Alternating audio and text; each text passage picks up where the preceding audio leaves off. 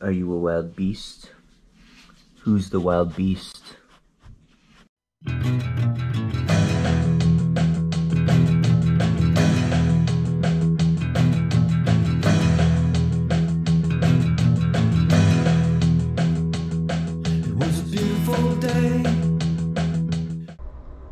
do you got going on out here? Huh.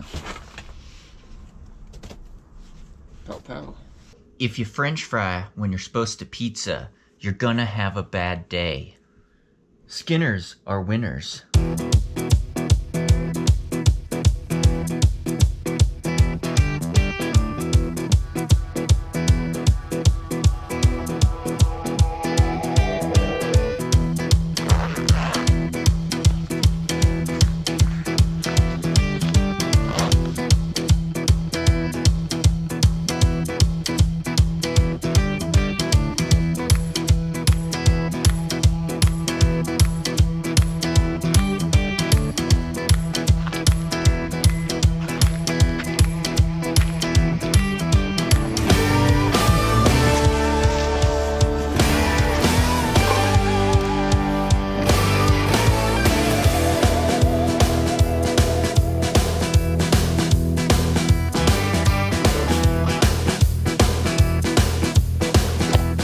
Alright, so October, was it 26th? It's a Monday.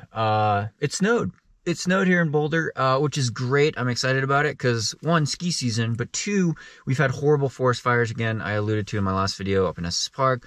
Sandy's sister Ray and her dog Pacer had to evacuate. A lot of people have lost their homes. Some people have lost their lives. It's been very tragic. Two of the largest wildfires in Colorado history are right up there by Estes Park, Granby Lake. And yeah, they're really close to each other, and they've been spreading like crazy because we've been in such bad drought conditions all late summer, all fall. We hadn't had any rain for a really long time, and it's been dry and windy and hot, and those fires started. They've been going on.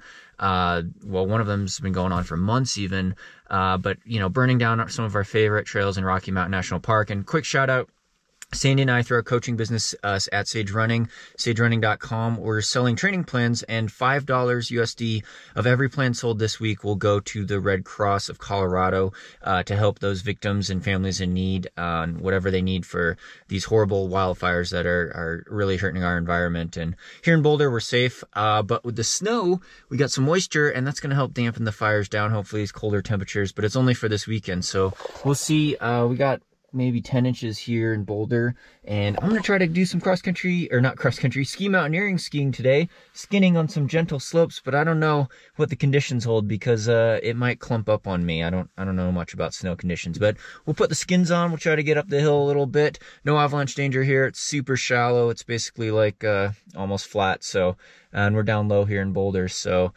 great cross-training workout though, and I'm going to talk about that later in this vlog, how I think ski mountaineering is the best winter sport, the most specific winter sport you could do for summer mountain running, especially like in European races, mountain running, and I'll get onto that later, my main points here. But let's get out there, let's see if we can ski. Alright, so I'm not sure about these conditions, but shout out to Hagen Skis for the Skimo setup. Really liking them. They're the 70 Ultra 76s, I believe. And yeah, Power 10 bindings. Just got into it last year, thanks to the support of Hagen. So hashtag sponsor, plug, ad. But they, you know, pure ski mountaineering, coming from Europe. It's all about skinning up, being in the mountains. And honest, you know, truthfully, I got a ski pass for the local ski resort above Boulder here, Eldora, for this winter. It hasn't opened up yet because it's early season, but the idea is to try to learn how to ski on the gentle groomed slopes before going off-piste on these trails, but because I can't really ski. But I love the workout of skinning uphill. See if we can get some shots in today. I want to talk about that in this video, how, you know, over the last 20 years of my running career, I've basically been running on the roads in the winter, doing marathon training or something like that, running on the treadmill a lot, or running indoor track, trying to train for indoor track in college a lot. So it was a lot of road running all winter, and I kind of cringed when it snowed outside because it meant it was going to be slippery and cold, and you know, you might fall on the ice, but it was also harder to run. Tracks would get covered and you couldn't really do much with that. So now when it snows though, being in Colorado, I get excited. I get excited because I think I could ski. We'll see if we could ski.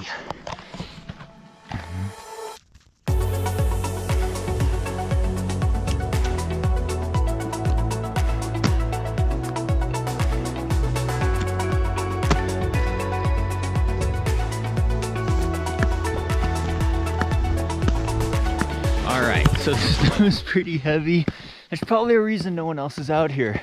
I might be clumping, so I might be walking downhill, but it's a great mellow grade and skinning uphill. So my top 3 reasons why ski mountaineering specifically, classic and skate cross-country skiing are also probably pretty good, but I don't have much experience in the winter sports, obviously, but so I'm just spitballing here. But what I've found as a runner who usually just pounds the pavement all winter, as you get older, it's nice to do non-impact things that work the cardiovascular system while also building strength. So the first point of why ski mountaineering is great for summer mountain running is change of the seasons. I mean, you gotta embrace the snow, but the first point is that at a muscular level, it's working the legs really well. Like if I'm going up steep grades, I'm working my calves, I'm pulling back on my hamstrings, working my glutes, I'm working on hip extension. I'm grinding really hard. I'm also using poles, using my upper body, engaging my core muscles, my back muscles, and arms. And it's a lot like power hiking type of mountain attack, right? If you're not used to using trekking poles, well, you use ski poles, you get a lot more coordinated, I think. I'm still uncoordinated, but that's the first key. Really working the legs well, non-impact on the uphill, gliding uphill, and then on the downhill, you work your quads a lot. So to generate forces, to generate good turns, especially in variable terrain, technical snow conditions off mountains, that takes a lot of muscular power and agility that I think translates really well to downhill technical mountain running and the leg muscles that you use for that. So it's great for that. You could put in 3,000 meters of climbing a day, 10,000 feet of climbing days in high alpine environments. So great in that way, working the legs with a lot of vertical, a lot of time on feet. My second point, look at this trail, it's beautiful. Man, I don't think I'm gonna be able to glide down this. I think I might clump up. How do you read snow conditions so you don't clump? It's really cold out. Thought it snowed a lot. My second point though, I digress. Second point of why ski mountaineering is so great, the heart and lung adaptations, right? You could spike a really high heart rate using your arms, engaging your arms, grinding up really steep grades, mountain grades, skinning uphill, spike that heart and lung rate. You know, your heart and lungs don't know what you're doing. So if you're holding a high heart rate, just like on a bike, for hours on end, good cardiovascular adaptations, right? Good winter aerobic base training. Because you can do it at lower intensities too. It doesn't have to be lactic acid. But because usually you're up higher in the hills, depending on where you are, you could be in really high altitude, high alpine environments, especially here in Colorado, right? Go up over 10,000 feet, 3,000 meters. So you're getting the altitude training in for summer mountain running. And in Europe, it's a lot of times their ski mountaineering races and trainings are on the same courses, on the same trails and mountains that they'd run in the summer.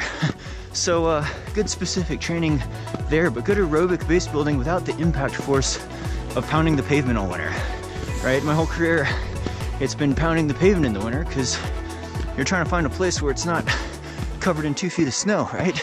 The trails get covered in snow and ice. Pavement, you're running out in the road. It's great for road marathon training, but after a while, it's a lot of pounding on the joints, more impact force to run 100 miles a week all winter on pavement. Gets a bit monotonous too. So I do like the treadmill sometimes for incline stuff, but if you want to get vertical in again, ski mountaineering. And my third point why I think it's great for summer mountain running, especially summer mountain ultra running, is the gear component. The gear, nutrition, hydration component. All right, I got this Camelback sponsor, Phantom LR 24 vest. Ooh, little avalanche thing off the tree. You got to get used to hydrating while you're exercising, burning it hot on the uphills, right? A big temperature increase, skinning uphill, and then dealing with variable weather conditions in alpine environments, be it changes with the wind, it's snowing on you, it's freezing cold. You got to manage your gear and nutrition really, really well. And more dialed, there's way more gear going on here compared to trail running, right? Got a big pack on. I got poles, I got skins, I got boots, bindings, eyewear, Roca shades. Check out our landing page, Sandy and I have. Get a discount, sign up there. Link to it in the description below. Hashtag sponsored, hashtag ad.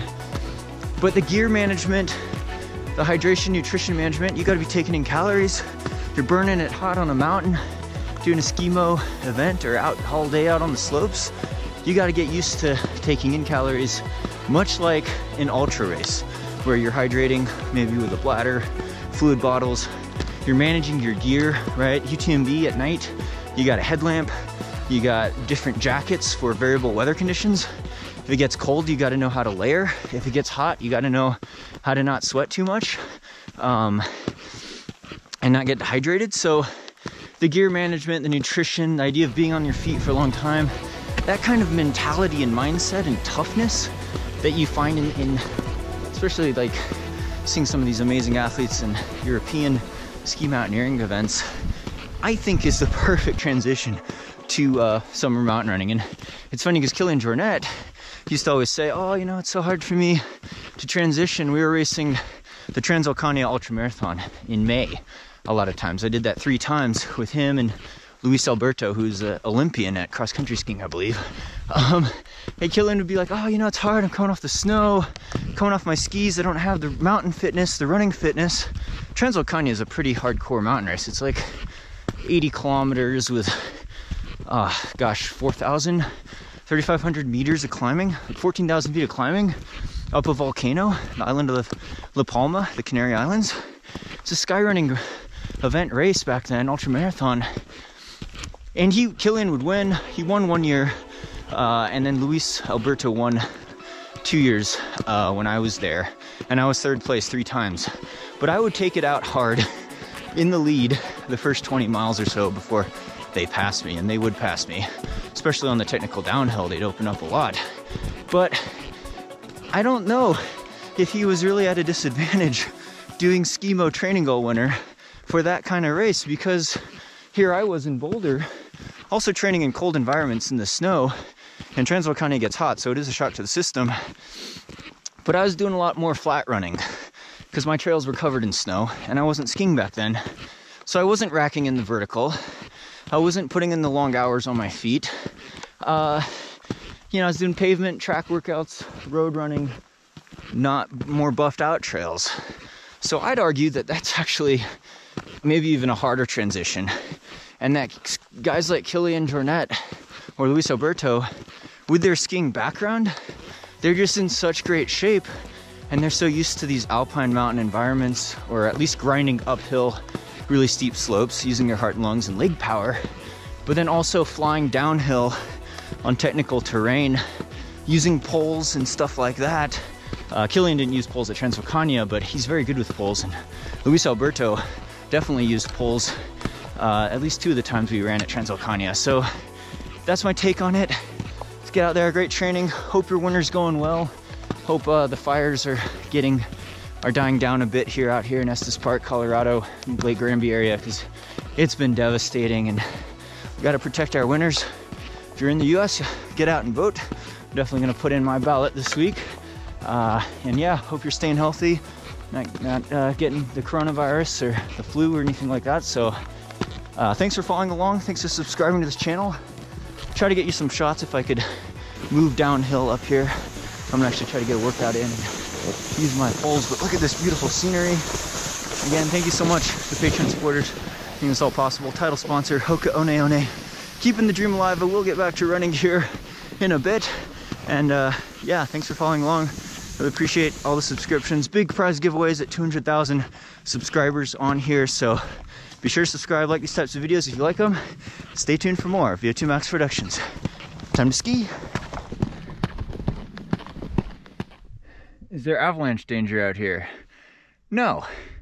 Is there mountain lion danger out here? Definitely.